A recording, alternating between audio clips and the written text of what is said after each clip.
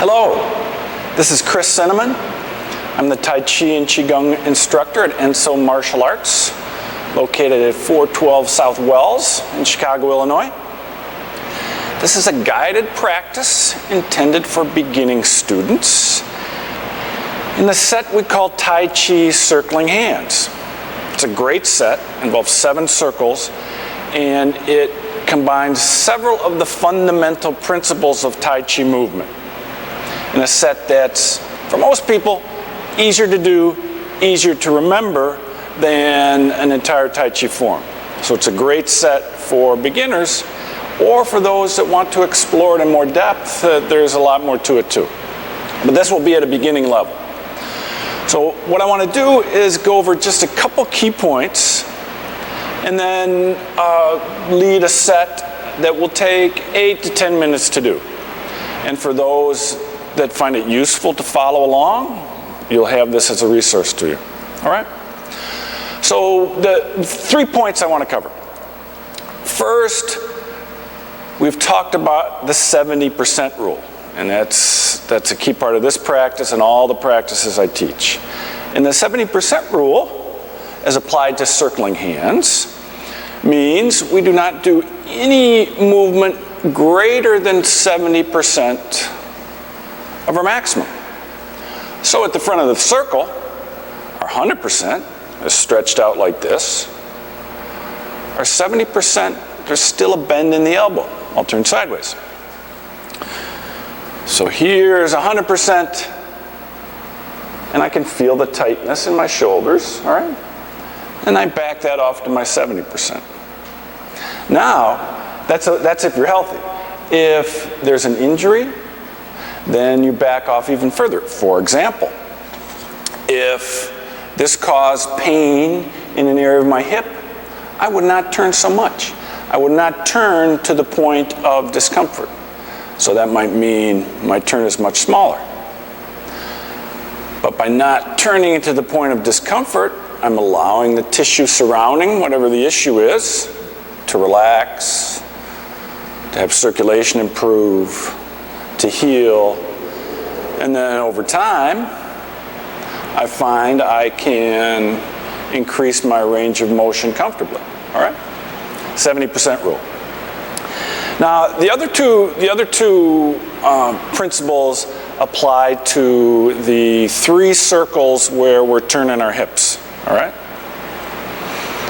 No, there's 4. Excuse me. 4 circles where we're turning our hips. The first is keeping the knee stable over the foot. All right? And the way to keep the knee stable over the foot when turning the hip is to fold into the qua. Fold into the qua. Because if we don't fold into the qua and we turn our hip collapses out. Same when we're turning into the back leg, turn the hip into the weighted leg, fold into the qua. Fold into the qua. Fold into the qua. All right? And the final principle involves what we call the 4 points. Center of our qua, and then our shoulders nest. We've talked about that in class. We keep the 4 points aligned as a box. So, when we turn our hips in circle like this, the torso and shoulders ride along over the hips guide the turn rather than the hands. All right? So in this circle, if you get to the front of the circle, you may want to pause and check. Are my 4 points aligned? No. So you can adjust them with the shoulders to get your 4 points aligned. And that will keep from twisting the spine and enable a variety of other benefits from these movements. All right? So we've got the 70% rule, keeping the knees stable over the foot, and we have the alignment of the 4 points. With that preliminary material covered, let's turn to our set. Now, the basic structure of a set of Tai Chi circling hands involves 7 circles. There's a vertical circle with our feet parallel. There's a vertical circle with a weight shift. There's a vertical circle with a weight shift and a hip turn. It's a horizontal circle.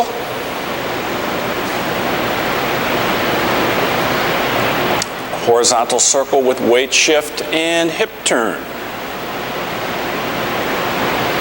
Then our final two circles are coronal circles. First, coronal circle, feet parallel. And coronal circle with the weight shift and hip turn. And when we're doing a set of circling hands, we want to aim for balance, both in the direction of our circles and how we work each side of the body. So we'll pick an even number. And for this set of circles, I'll use the number 8 as my target. All right? And I'll do the counting. You enjoy your circles. Let's begin. Establishing the neutral posture. Feet are parallel, under the feet, knees unlocked, tailbone relaxed down, midriff open, occiput lifted, relax down the front. Face, neck, chest, belly, pelvis, legs, feet on into the ground. And we bring our palms out front, and we begin with vertical circle, feet parallel. Bending, stretching, bending, stretching, releasing, beginning to work into the shoulder joints, the tissue of the shoulders, upper back and neck. Come to the back of your circle, change directions. Feeling for the quality of our circle. Is it more or less round? Is it more or less smooth? Are there glitches or corners? Just feeling what we got.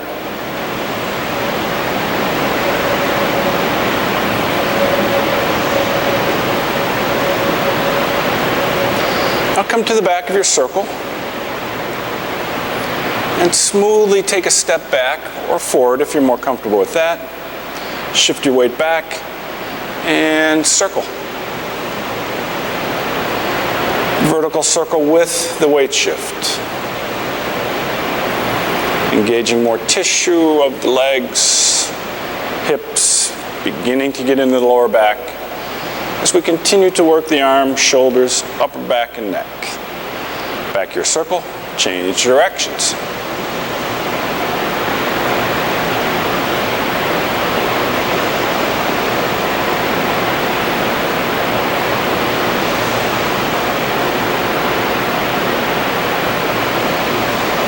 Come to the back of your circle. Smoothly change your stance. Shift your weight back and circle.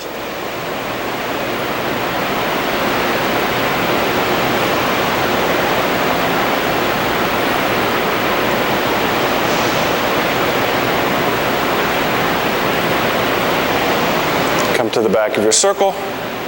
Change directions.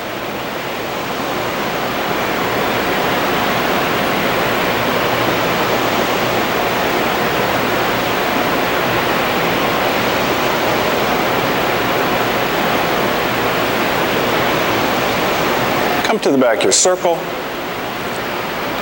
change your stance, shift your weight back, little turn of the hips into the weighted leg, and now vertical circle, weight shift, hip turn.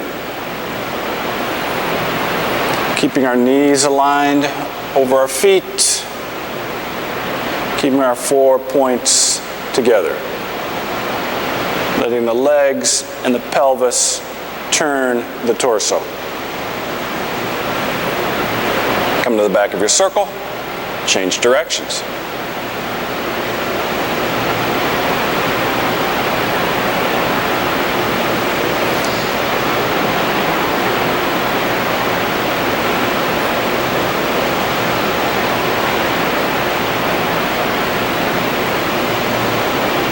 Come to the back of your circle, Smoothly change your stance, shift your weight back, and circle.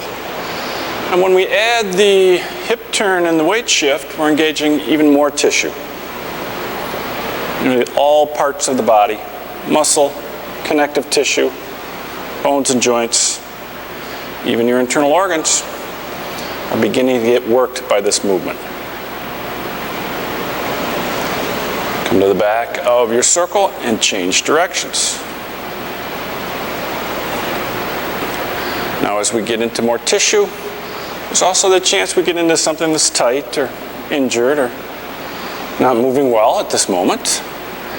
And if we feel that, we back off, make our circle smaller.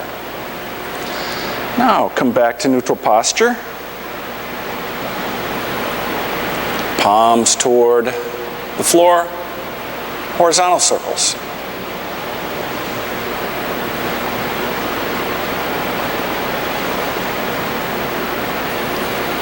And you can play around with the height of your horizontal circle.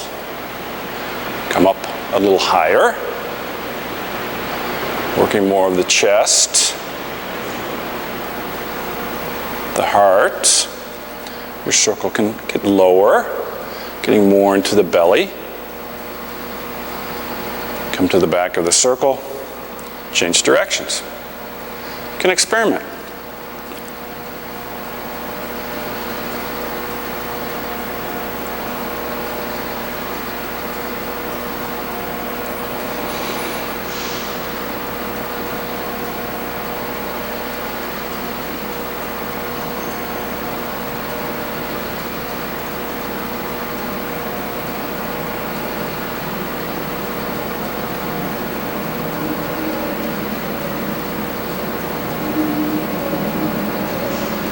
Come to the back of your circle, step back or forward to take a stance, shift the weight back, a little turn of the hips, horizontal circles, weight shift, and hip turn.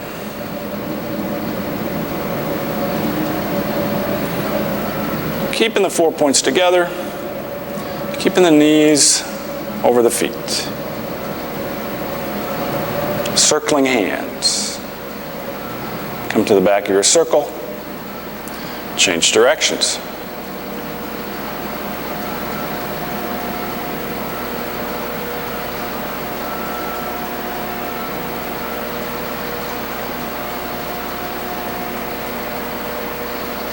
Come to the back of your circle, change your stance, shift weight back, turn the hips, and circle.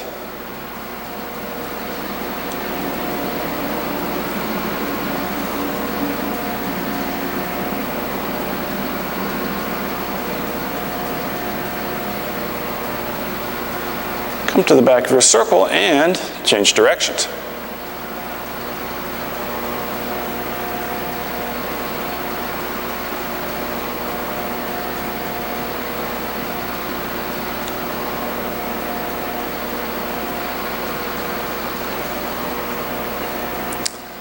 Back to neutral posture. Coronal circles. Here's our stretch, our release, stretch, release. Working into the shoulders, upper back, neck, differently than the other circles.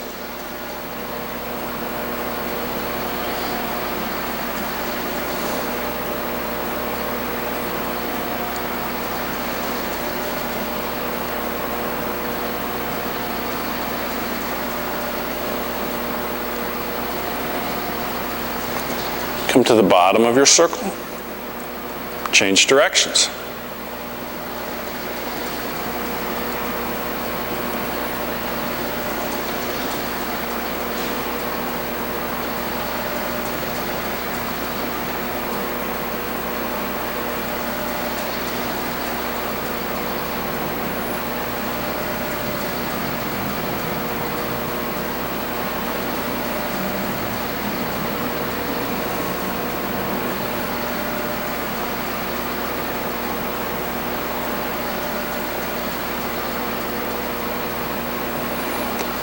Come to the bottom of your circle. Take a step forward or back. Shift your weight back. Little turn of the hips, folding into the qua, and circle. Coronal circles, a weight shift, hip turn.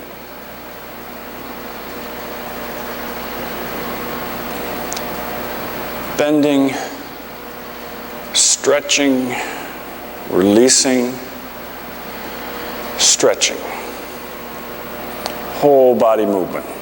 Shift your weight back, change directions.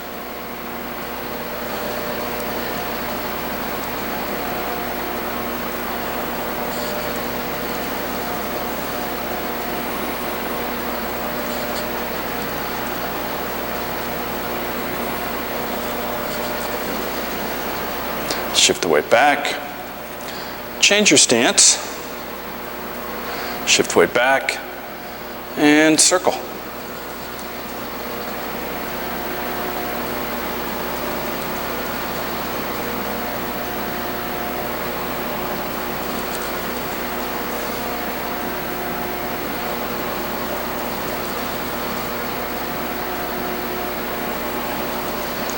Shift weight back, change directions.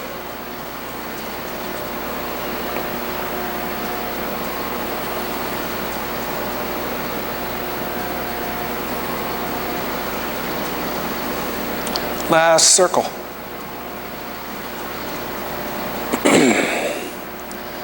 Now smoothly come back to neutral posture. And at the end of the set, I encourage you to take a moment and feel what you feel. We've done 120 circles. We've shifted weight 84 times in that set. And we've turned our hips back and forth, folding into each qua 64 times.